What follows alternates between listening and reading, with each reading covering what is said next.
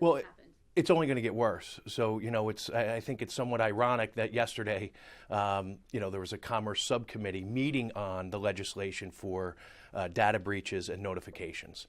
But I just think a company like Anthem and many other companies fail to spend enough money to upgrade, their systems, their security, their firewalls. So there are things that they could do to prevent this from happening.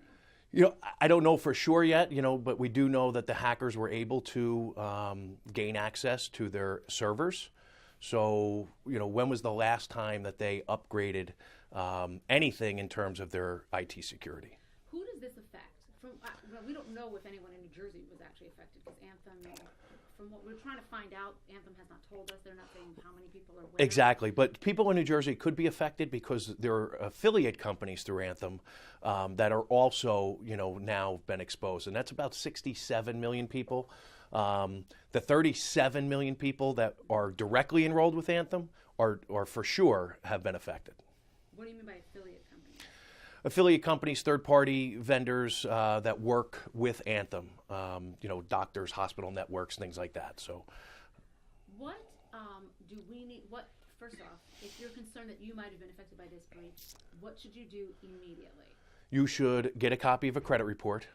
Take a look at it. Obviously, look for any red flags, accounts that don't belong to you, addresses, recently added addresses that you have never lived at. So one of the things that the identity thieves do is they try to establish a completely new identity, and they'll use a different name, a different address, but they're going to use your social security number.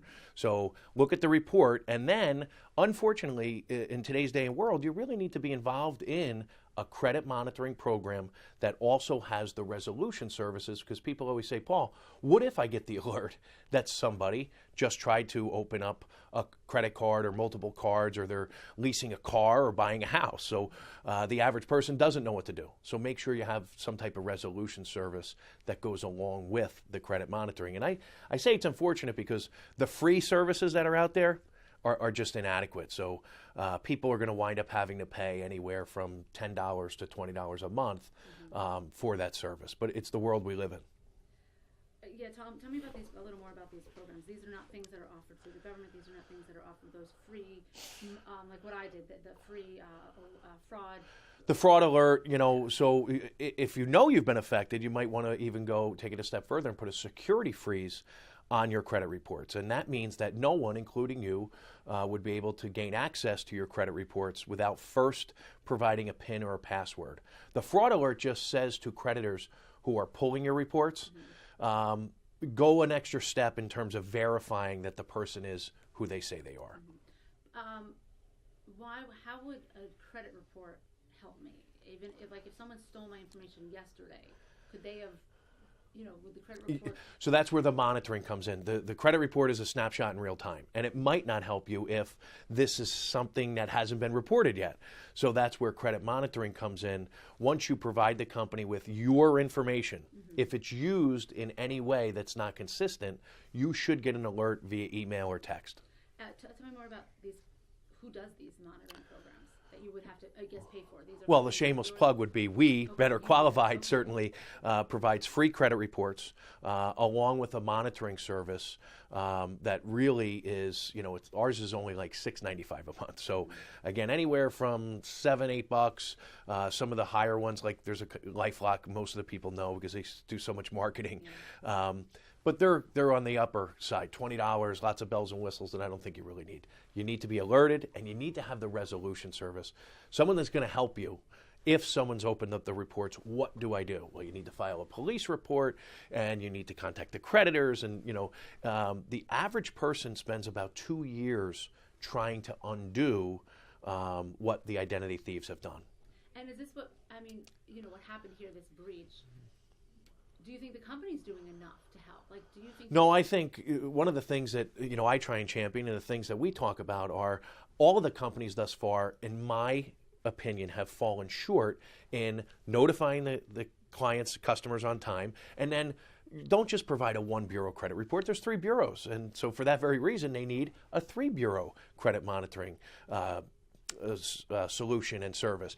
And how about letting them know they stole your email, Marcy? So be on the lookout for phishing emails that look like they're going to come from Anthem. And we know from Target and Neiman Marcus and Chase that the identity thieves emailed their clients, and people gave even more of their personal information because they weren't made aware that these phishing emails are going to come. They have your phone number. So be on the lookout for phone calls. How you doing? This is Paul Oster from Anthem. Listen, we're just checking on our customers to make sure you're okay. Can you please verify with us your social security number, bank account information? It goes on.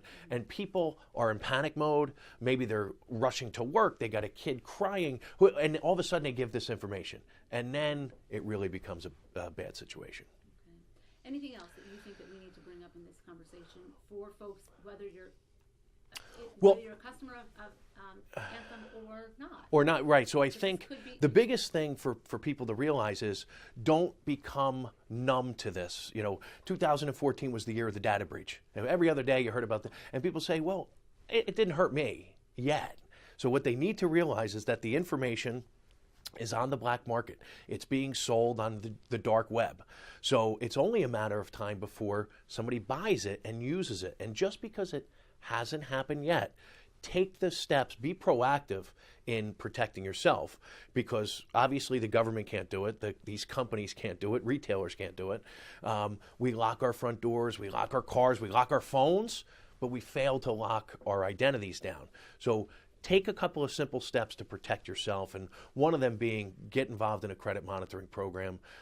Identity theft is the fastest growing crime, and it's going to continue to be that way because of our dependence on doing everything over the internet. So a monitoring program, any other things? I mean, I guess keep an eye on your account, whether it's your checking account, I'm assuming that's absolutely. You can call and have all of your account numbers changed. You don't have to close accounts and get new accounts, but have the account numbers changed. Change your PINs and passwords. And I say, this is my job. I preach this every day, and people don't do it. They hear it and they go, oh, but it's an inconvenience. But if you don't do it, believe me, it's a far bigger inconvenience if you become a victim of identity theft. So change your PINs and passwords, change your account numbers.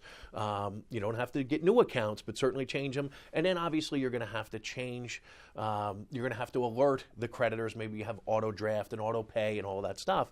But if it takes you an hour, you're done. If you're a victim of identity theft, like I said before, it could take you years, and it can be financially, devastating along the way. And when you say change your account numbers, you mean like bank account, checking account, savings account, that's... Absolutely. Bank accounts, checking accounts, credit cards, all of those banks and creditors will issue you new account numbers. Mm-hmm. And here's the thing, it's kind of related to it, but everyone has debit cards now. But when you go to the store, the default is for you to use it as a debit card because the retailer pays less money to process that transaction. Ask to use it as a credit card. So when you swipe your debit card now, it says, what's your PIN? No, cancel it out and say, I want to use it as a credit card, because you're afforded some more protections as opposed to a debit card that's linked directly to your checking and savings. So if they get that information, now they can backtrack into your checking account and savings account.